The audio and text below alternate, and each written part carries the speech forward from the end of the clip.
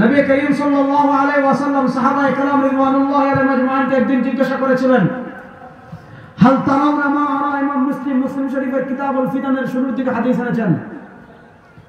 সরওয়ার দু আলম সাল্লাল্লাহু আলাইহি ওয়াসাল্লাম সাহাবায়ে কেরাম রিদওয়ানুল্লাহি আলাইহিম আজমাইনকে একদিন জিজ্ঞাসা করেছেন, আমার সাহাবায়ে কেরাম, আমি যা দেখতে পাচ্ছি তোমরা কি তা দেখতে পাচ্ছ?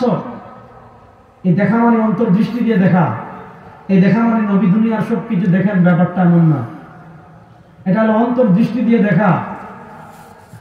সাহাবায়ে কেরাম রিদওয়ানুল্লাহি আলাইহিম আজমাইন জবাব দিলেন, লা ইয়া রাসূলুল্লাহ, আপনার কাছে সকালে জিবরিল আসেন, রাতে জিবরিল আসেন, সন্ধ্যায় জিবরিল আসেন, আপনি ঘুমালে আপনার অজু ভাঙে না।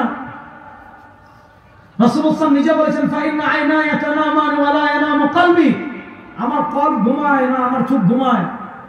তো আপনার সম্মান এত বেশি, আপনার মর্যাদা এত বেশি, আপনি আপনার উম্মার অদূর ভবিষ্যতের যে হালাত দেখতে পাবেন আপনার অন্তর্দৃষ্টি দিয়ে, আপনি আপনার ওহীর মাধ্যমে আলোকিত হয়ে আপনার উম্মার যে ভবিষ্যতের হালাত দেখতে পাবেন, আমাদের পক্ষে তা দেখা সম্ভব না।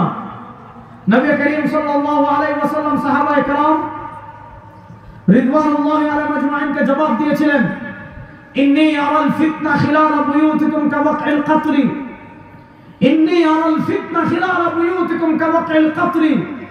সরওয়ার দু আলম সাল্লাল্লাহু আলাইহি ওয়াসাল্লাম বলেছিলেন, আমি দেখতে পাচ্ছি আমার উম্মার উপর এমন এক সময় আসবে, আমার উম্মার উপর এমন একটা অবস্থা আসবে, আমার উম্মার উপর এমন একটা হালাত আসবে, ইন্নী আরাল ফিতনা খিলালা বুয়ুতিকুম, আমার উম্মার ঘরে ঘরে ঘরে ঘরে ঘরে ঘরে ঘরে ঘরে ফিতনা আসবে।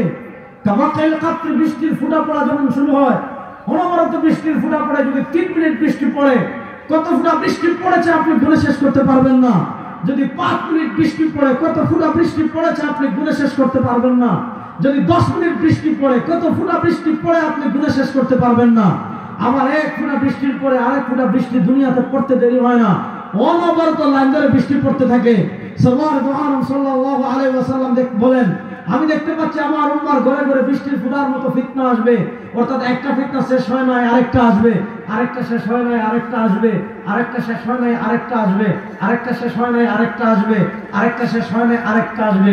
তো এই যুগে সবচেয়ে ভয়াবহ যে কয়েকটা ফিতনা আছে, তার ভিতর একটা ফিতনা হলো, মানে যেটাকে আমরা ইন্ডিয়া বলি, ইন্ডিয়া মানে আমার মেধা, আমার যুক্তি, আমার বুঝ, এটাই চূড়ান্ত।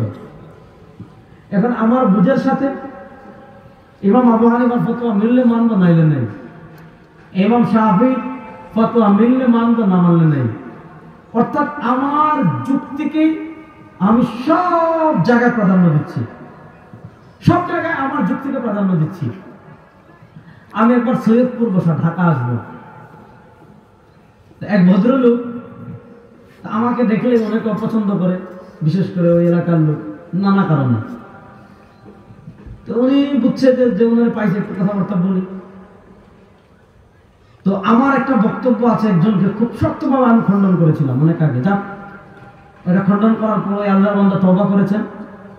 ও সকল আমাদের আল্লামা মুফতি মিজানুর রহমান সাঈদ হাফিজাহুল্লাহ যে বিষয়টা নিয়ে কথা বলছিলেন, হাদিসের প্রামাণিকতা নিয়ে। এই যুগে সবচেয়ে ভয়ঙ্কর হলো কি, কেউ যদি কোরআন সুন্নাহ বিবর্জিত কোনো ফতোয়া দিয়ে দেয় এবং কারো বক্তব্য যদি প্রচারিত হয়ে যায়, হয়তো সে তার ভুল বুঝবে, ফিরে আসবে, কিন্তু এই বক্তব্য মানুষের কাছে থেকে যায়। এখন অনেক এমন আছে যার কাছে ভুল বক্তব্যটা পৌঁছেছে, কিন্তু তিনি যে প্রত্যাবর্তন করেছেন, রুজু করেছেন, ওই বক্তব্যটা পৌঁছায় না। এটা একটা বিশাল সমস্যা।